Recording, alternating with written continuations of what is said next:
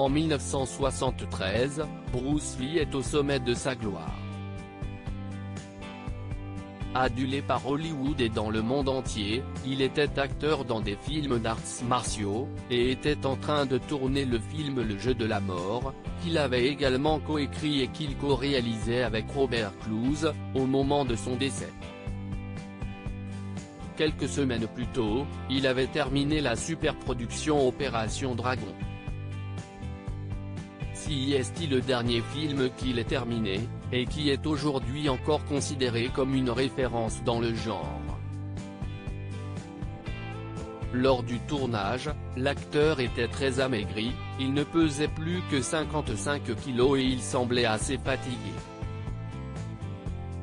Il a été victime d'une crise d'épilepsie, 2 mois avant sa mort, et il avait de gros maux de tête pour lesquels il prenait des analgésiques.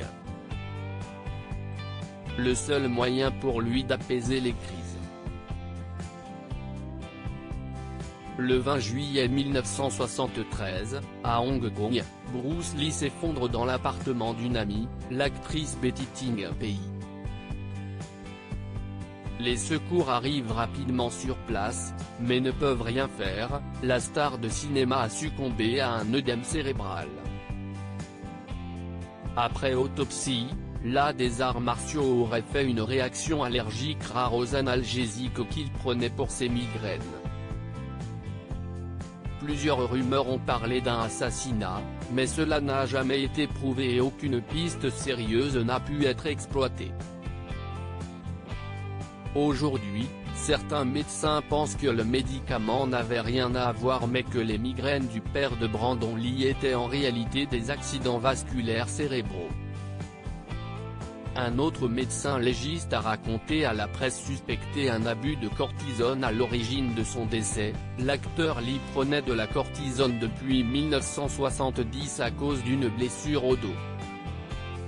Bruce Lee, de quoi est mort son fils, Brandon Lee, à 28 ans? Bruce Lee a été enterré à Seattle, en 1973. Au moment de son décès, son fils Brandon n'avait que 8 ans. Par la suite, il est lui aussi devenu acteur de films d'arts martiaux. Malheureusement, sa carrière a été brisée puisque sur le tournage de The Crow, alors qu'il était âgé de 28 ans, il est décédé dans des circonstances tragiques. En effet, comme prévu dans le script, son partenaire lui a tiré dessus avec le revolver du film, mais il s'est avéré qu'une balle factice était restée coincée dans le canon du revolver. Elle a touché l'acteur à l'abdomen et il en est mort. Il a été enterré aux côtés de son père en 1993.